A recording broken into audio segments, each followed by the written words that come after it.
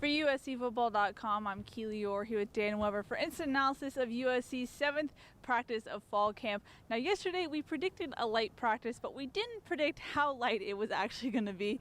It was essentially a glorified walkthrough, no pads, no helmets, but we saw a lot of special teams, as Helton likes to call it, situational mastery. So not a lot happened today, but we got to see some things from the guys.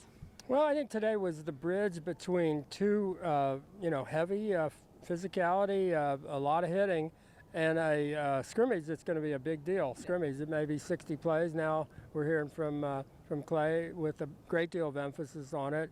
You know, they're getting them up early and getting them really prepared for it and trying to make it as much game-like as possible. So basically, that was probably more than they would normally do on a regular Friday. But it was comparable to the practice that we don't get to see, the Friday walkthrough before a game. But it was close to it, and they're doing a lot of the same elements, with the Hail Marys and the hook and ladders and all that kind of stuff, just to kind of get them walking through it. And it was mostly good news, I think, in terms of the health front. Yeah, as far as the injuries go from yesterday, Marquise Stepp, Tyler Vaughns, and John Houston were able to participate in the walkthrough, so those looked a little bit better than what we saw yesterday. I thought they looked fine. I thought you wouldn't have really had a sense that there was any issue with any of them. Yeah, but we did get news about Paie Noyoteote. His nickname is IE. We're probably going to call him that from now on since we always watch his name.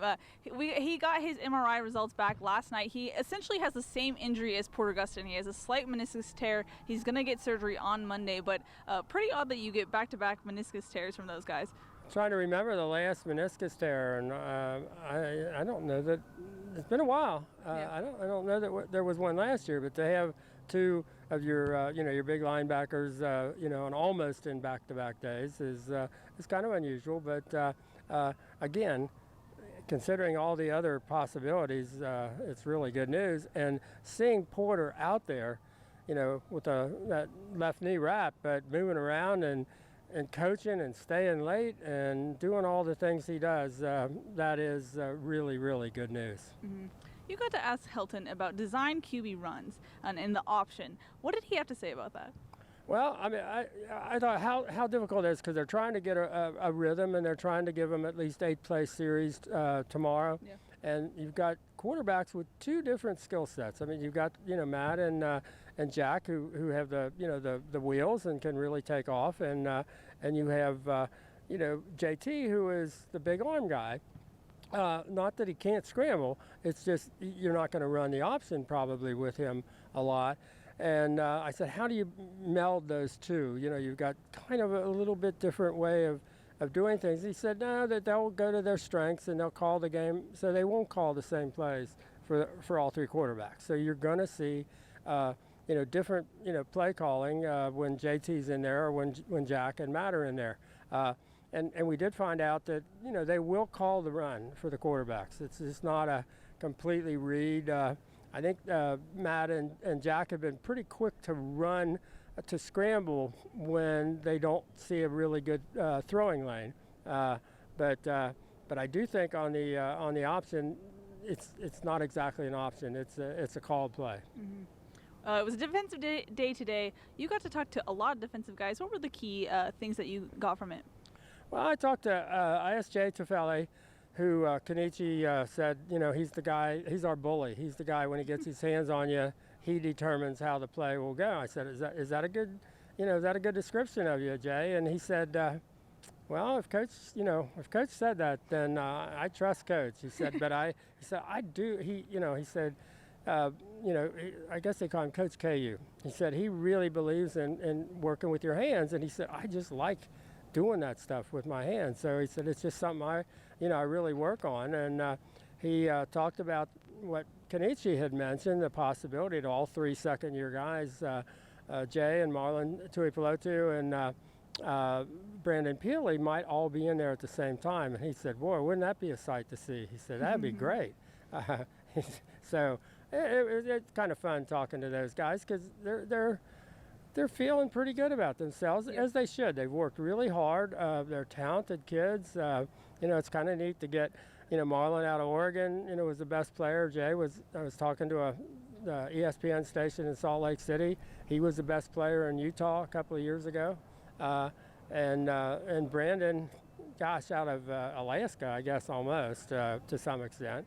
To be able to get, attract those kids and get that kind of talent down here, and that's not the kind of talent that you always see in the, in the Pac-12 states. So to get all of those guys in one class is a pretty good deal. And I think they're, I was talking to Christian Rector and talking to him about, it wasn't that long ago, he was kind of the, new guy, got a chance last year with an injury, and he's in there, and he said, yeah, I was this, red shirt, getting a few minutes, and then, boy, and now I'm the old guy and the veteran.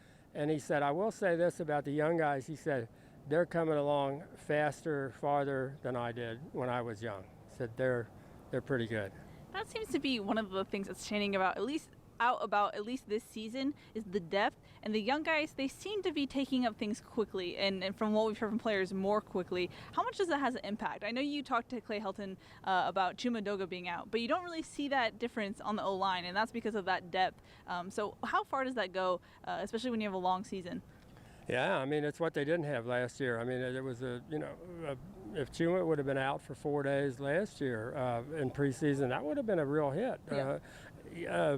Austin, they really like what they're seeing out of Austin Jackson. So this gives him a real chance to play a lot, and then you don't have to alternate him with Clayton Bradley. Yeah. So they're both getting a chance to do a lot of playing. I think they're real pleased with that. I think Andrew Voies last year was just figuring out what's going on, and how this year everybody you talked to said he's having a really good camp too. So you've got two second-year guys that really look like big-time football players, and that's that's what they didn't have last year. You didn't have that sense that you had people in that second unit that could just step in, and sometimes you did, sometimes you didn't, but it was kind of a crapshoot. And I guess they get the feeling this year that's not the case, that they've got people in that second group on the offensive line that they feel pretty good about. So the depth is the difference with this year, and the fact that these guys seem to realize this is an opportunity for us, and we're going to make the most of it. And I think they're getting great leadership with Porter and Cameron Smith and Iman, and those guys are making it. Hey, you guys, this is how we do it. We didn't get it done last year. We left a lot of stuff out on the field. This is what we need to do, and it's what you need to do. And certainly looks like they're paying attention. Mm-hmm. As we've mentioned all week, Helton has made a big emphasis on tomorrow's scrimmage. This is kind of an obvious question, but if you're Clay Helton, why are you making a big scrimmage, a game-like scrimmage, relatively this early in fall camp? I think you'd probably like to see some things decided, because they don't have a lot of camp. I mean, this is the abbreviated, from last year, 1 week shorter of preseason, and you've got obviously weeks 2 and 3 coming up at Stanford and Texas. So this team doesn't have a lot of time. This team, I don't think they can go out and waste the practice. They can't waste the scrimmage. They can't waste the play. And I think that, what do we hear? A sense of urgency. I think that's more than just a catchphrase. Yeah. This is a situation where there is a sense of urgency about it when you look at that schedule. I mean, I think it was somebody today, I saw a list of, they had all the teams that maybe be in contention for the national championship honors, and they had about 10, not including USC. But at the top is Alabama, and they said, here are the amount of true road games that these teams are going to have to play this year against power conference teams where it's a true test. And Alabama has 0 of those games. No one else had 0. But USC has 2 in the first 3 weeks. I mean, that's unheard of. I mean, just nobody does that. So that's a whole different way of getting your team ready. And I think, Clay understands that. And I think the players look like they kind of understand it too. This is not a season where you just sort of glide into the season. No. You have and we don't see anybody, maybe an exception here or there, but we don't see anybody that seems to not understand that. Yeah, for sure. All right, that's going to wrap it up for a very light Friday practice. I will clarify, though, I can't remember. This is the beauty of doing this in one take. If I said EA's nickname is IE or EA, it's EA. So just clarifying. I was because I'm confused. I couldn't understand. I have to admit, I couldn't understand where the EA was coming from. But it is definitely EA. Yeah. And I'm never probably going to understand completely why it's EA, but that's the. So when you hear, and that's all they call him. Yeah. I mean, nobody talks about when they say EA this or EA that. That's who they're talking about. But we just wanted you to get into, because that's probably all we're ever going to say from now on. Probably. But that's going to wrap it up for day 7 of fall camp. For Dan Weber, I'm Keely Eure. For more, check out uscfootball.com.